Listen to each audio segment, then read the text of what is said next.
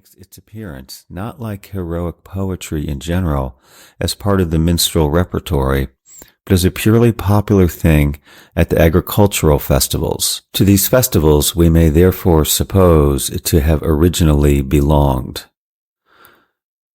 Mr. Chambers goes on to remark that the dance of the Salai discussed above was clearly agricultural and belongs to Mars not as war god, but in his more primitive quality of a fertilization spirit. In an appendix to his most valuable book, the same writer gives a full description, with text, of the most famous surviving form of the sword dance, that of Papa Stour, Old Norwegian, Pape in Stora, one of the Shetland Islands. The dance was performed at Christmas, Yuletide. The dancers, 7 in number, represented the 7 champions of Christendom. The leader, St. George, after an introductory speech, performed a solo dance to the music of an accompanying minstrel. He then presented his comrades one by one, each in turn going through the same performance. Finally, the 7 together performed an elaborate dance. The complete text of the speeches is given in the appendix referred to. The close connection between the English sword dance and the mumming play is indicated by the fact that the chief character in these plays is, generally speaking, St. George. The title has, in some cases, been corrupted into King George. In Professor von Schroeder's opinion, this is due to St. George's legendary role as dragon slayer, and he sees in the importance assigned to this hero an argument in favor of his theory that the slaying of the dragon was the earliest Aryan folk drama. In Folklore, Volume 10, a fully illustrated description of the mumming play, as performed at Newbold, a village near Rugby, is given. Here the characters are Father Christmas, St. George, a Turkish knight, Doctor, Moll Finney, Mother of the Night, Humpty Jack, Beelzebub, and Big Head and Little Wit. Epilogue, these accompanying a collection made by Beelzebub. The play is always performed at Christmas time. Consequently, Father Christmas appears as a stage manager and introduces the characters. The action consists in a general challenge issued by St. George and accepted by the Turkish knight. A combat follows, in which the Turk is slain. His mother rushes in, weeps over the body, and demands the services of a doctor, who appears accordingly, vaunts his skill in lines interspersed with unintelligible gibberish, and restores the Turk to life. In the version which used to be played throughout Scotland, at Hogmanay, New Yeartide, the characters are Bal Bendo, the King of France, the King of Spain, Dr. Beelzebub, Golashan, and Sir Alexander. The fight is between Bal Bendo, who represents the St. George of the English version, and Golashan. The latter is killed on the demand of Sir Alexander, who acts as stage manager, revived by the Doctor, this character, as in the English version, interlarding the recital of his feats of healing skill with unintelligible phrases. There is a general consensus of opinion among folklore authorities that in this rough drama, which we find played in slightly modified form all over Europe, in Scandinavia it is the Julebach, a man dressed in skins who after a dramatic dance is killed and revived. We have a symbolic representation of the death and rebirth of the year, a counterpart to those ceremonies of driving out winter and bringing in spring, which we have already described.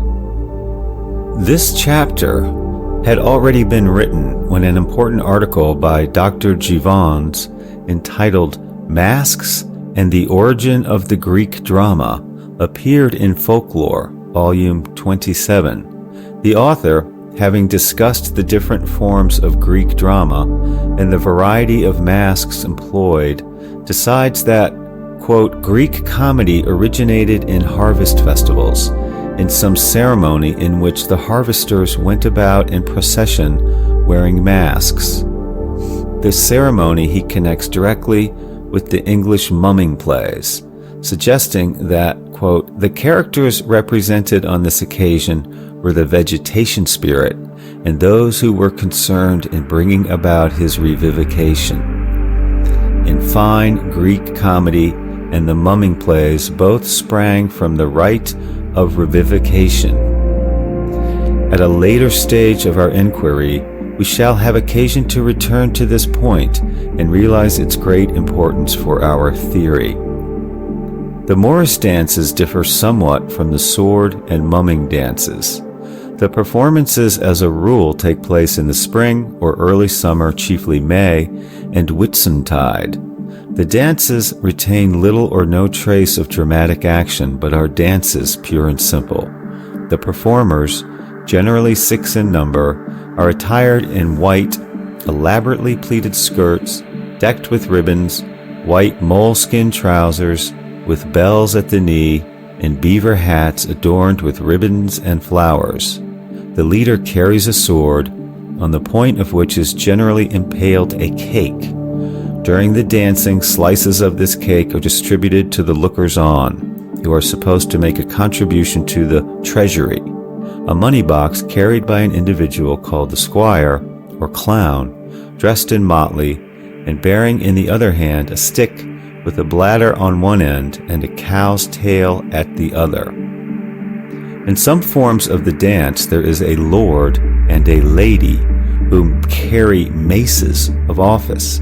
These maces are short staves with a transverse piece at the top and a hoop over it. The whole is decorated with ribbons and flowers and bears a curious resemblance to the crux ansata. In certain figures of the dance, the performers carry handkerchiefs, in others wands, painted with the colors of the village to which they belong.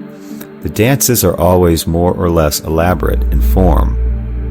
The costume of the clown, an animal skin or cap of skin with tail pendant, and the special character assumed by the Maytide celebrations in certain parts of England, e.g. Cornwall and Staffordshire, would seem to indicate that, while the English Morris dance has dropped the dramatic action, the dancers not being designated by name and playing no special role, it has, on the other hand, retained the theriomorphic features so closely associated with Aryan ritual, which the sword dance and mumming play, on their side, have lost. A special note of these English survivals, and one to which I would draw attention, is the very elaborate character of the figures and the existence of a distinct symbolic element. I am informed that the sword dancers of today always, at the conclusion of a series of elaborate sword-lacing figures, form the pentangle. As they hold up the sign, they cry triumphantly, "A nut! A nut!"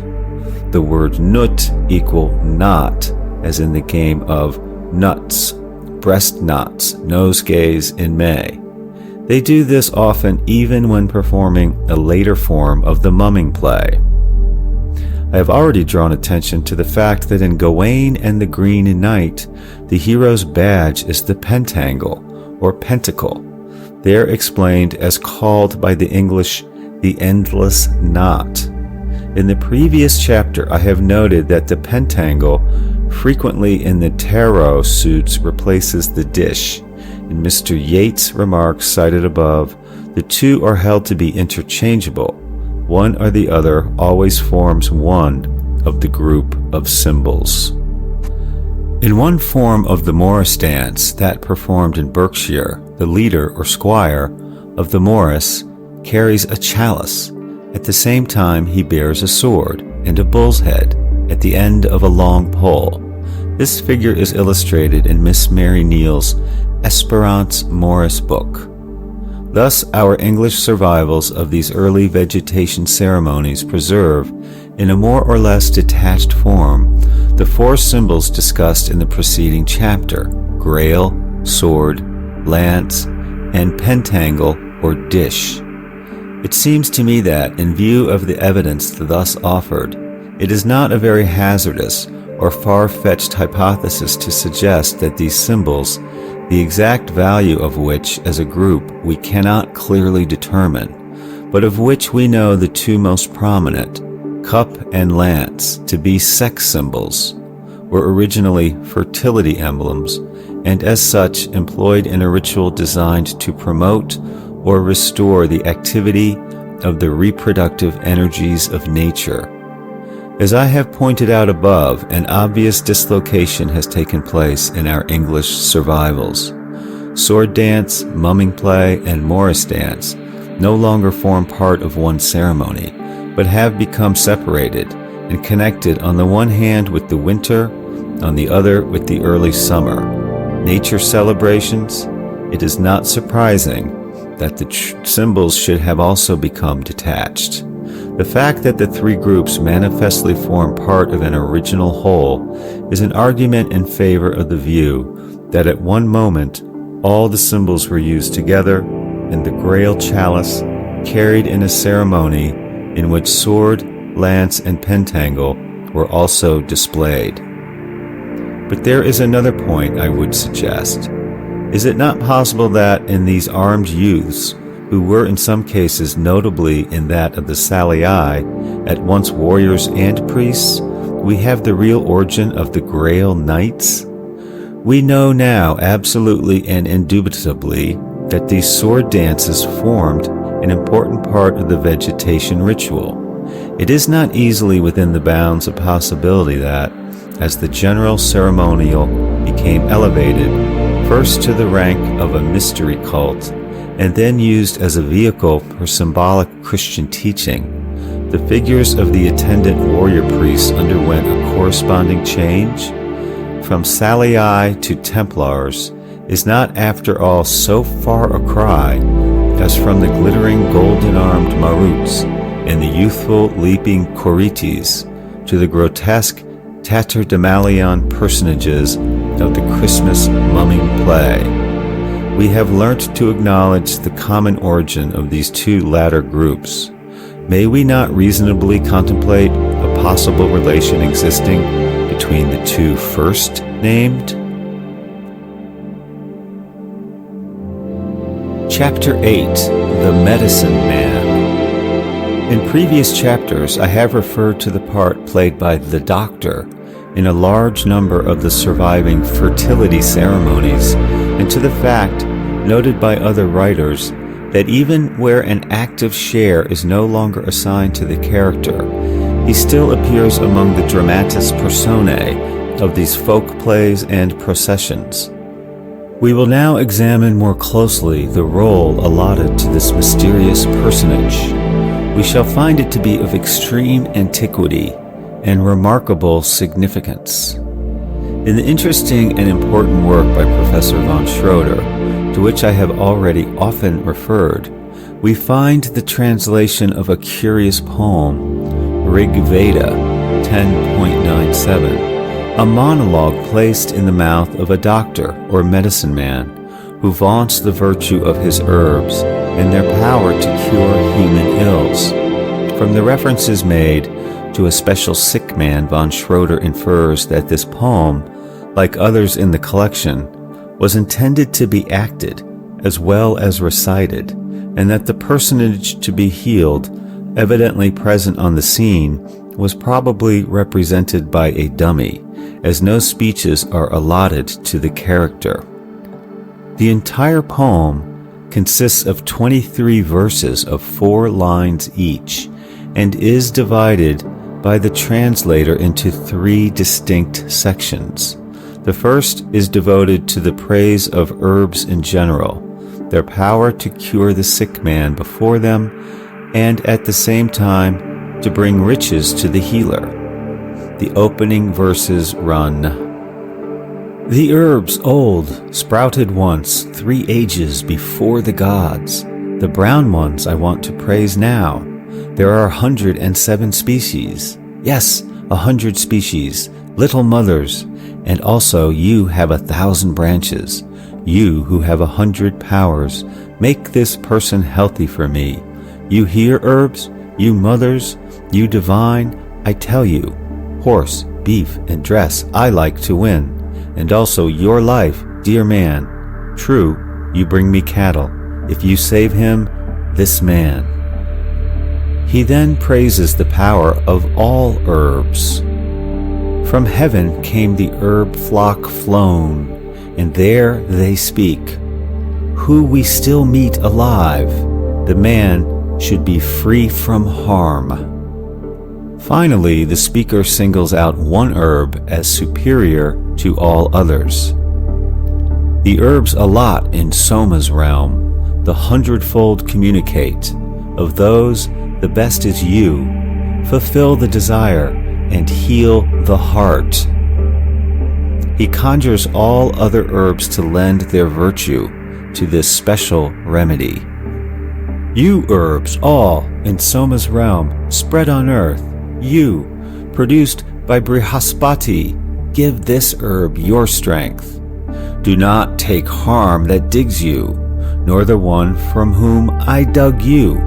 With us, everything, man and livestock, be healthy and without harm. You who hear this my word, you who are far away, you plants all, behold, give this herb your strength.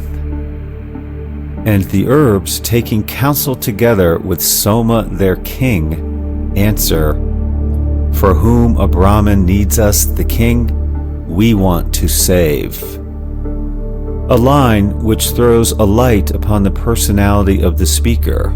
He is obviously a Brahmin, and the medicine man here, as elsewhere, unites the function of priest and healer.